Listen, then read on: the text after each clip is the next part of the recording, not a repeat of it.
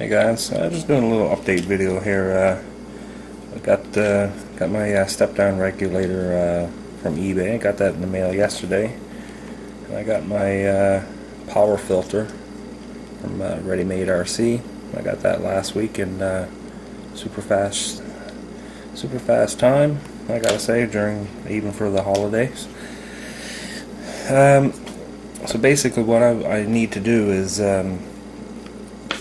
So I'm running from current sensor for the Storm OSD, and basically, because where I'm using 4-cell, if I want to run a 1 battery setup, whatever I put in to the current sensor, if I use the jumper on the OSD, it's going to, whatever you put in, it's gonna output. So where my camera and VTX is a 12 volt system, I need 12 volts. So I don't really want to use a second battery in the TBRC wing. So this is pretty cool. Like I'll just show you here quickly if I can get it in view. Basically, there's a little pot right there. There's a little dial, and you can make adjustments to that. So it's kind of hard for me to show, but I could put 16.5 volts in, and I adjusted that till I've got 12 volts out. So if I can get the multimeter in view, I'll just show you 16, and put our 4-cell in, and you can see the voltage here. I just make sure I got right polarity. As you can see on the input, we're getting, wait, if I can touch it here, stand by, bear with me. So we're getting 16.67 volts. So we come here on the outside. I've got it set to 12.3. So all you do is just basically adjust this. So if I want to turn it down, we'll just give it a half turn.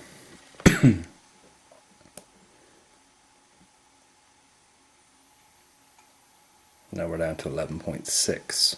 So it's totally adjustable from a range of, I think, right down to 0 to, I think the max is 35 volts. So I'm going to just adjust this back up and get it just over 12 volts. I almost reversed that then.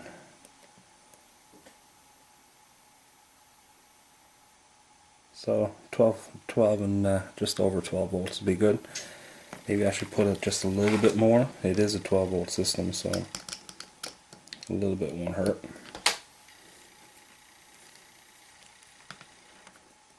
We'll just put our positive with our positives.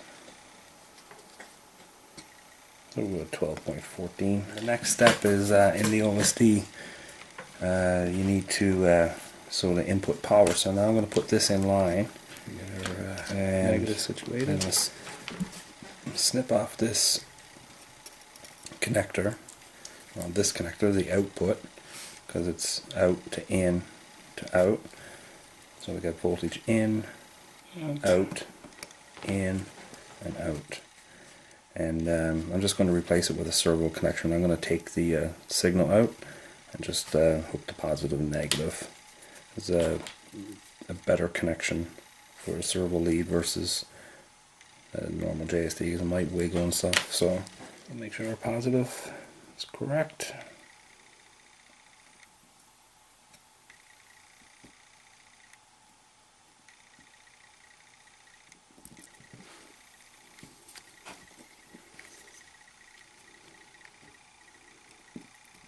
And negative. Get around here and get this on.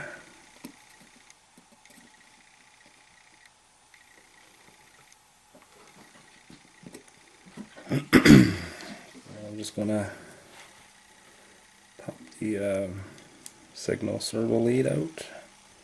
Lift up the little tab. That, because we don't need our signal. Just need our positive and negative.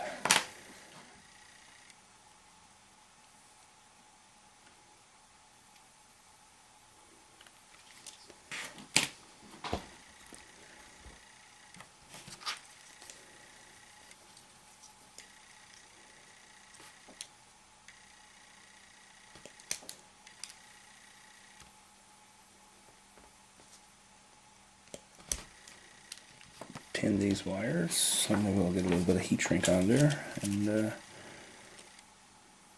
should be good.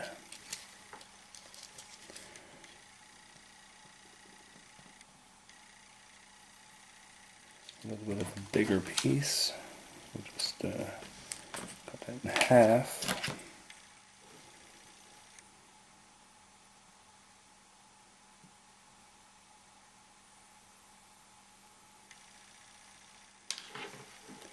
Get this, heat this up a little bit.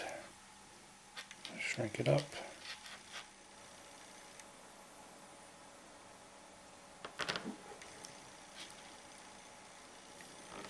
Pretty good. So now, plug this in. Let's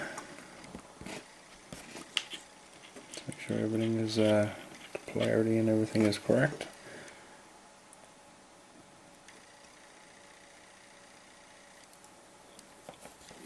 So now if I plug a battery in here, I should get that 12 volts out of here. So that will power the camera and everything. So we'll just give that a little test there again.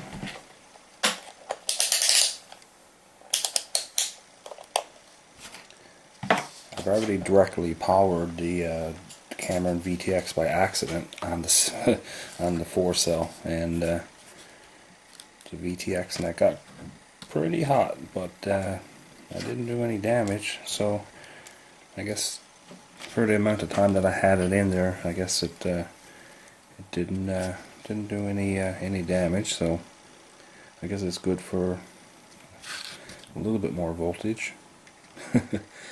So we'll plug in our battery.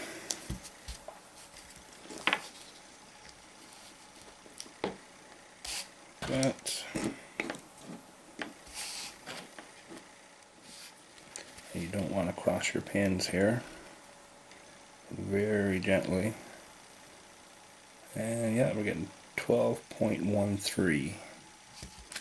If you cross those pins there while you touch them, you'll get a little shock. I've done it before, testing voltage of NiCad batteries with a servo lead, and accidentally crossed and pretty much ruined the battery.